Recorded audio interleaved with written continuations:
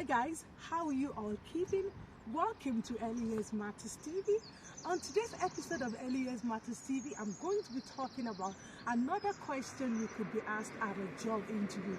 Yes, you know this is a season where emergent educators will be applying for job positions, or even if you're an educator, you're thinking of changing your job position, you're thinking of applying to other places. So I'm going to be talking about another question you'll be likely asked at the job interview. So what is this question?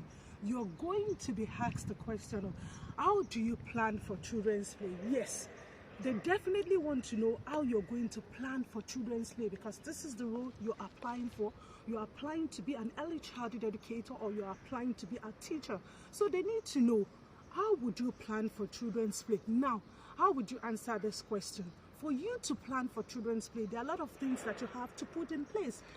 And your future employer wants to know if you know all of those things. So first, you start by saying, before you plan for children's play, it's really important that you observe them, because when you observe them, you'll be able to find out about their interest. You'll be able to find out about their likes. You'll be able to find out about their dislike.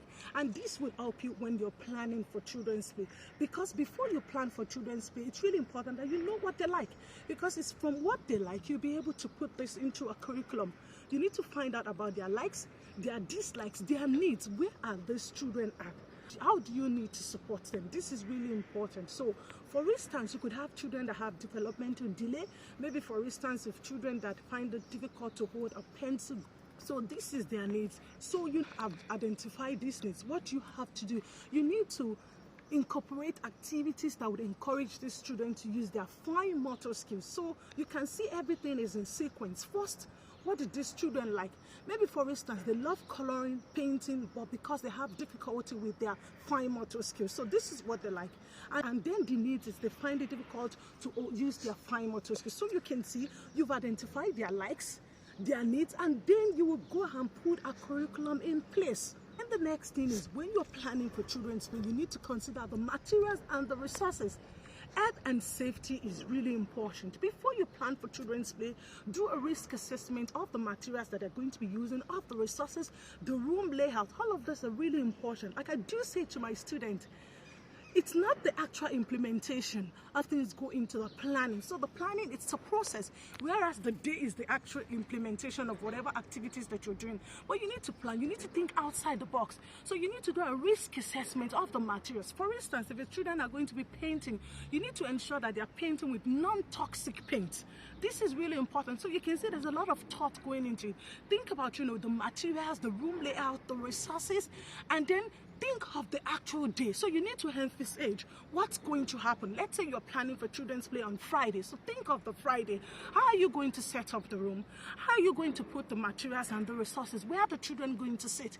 You need to ensure that you also place the materials where the children will be able to easily reach out for it. So I'll tell you this, if you tell your future employer all of this, you have the right candidate. So you tell them to plan for children's play. Observation is really important. You observe them to find out about their interests, their likes, their dislikes.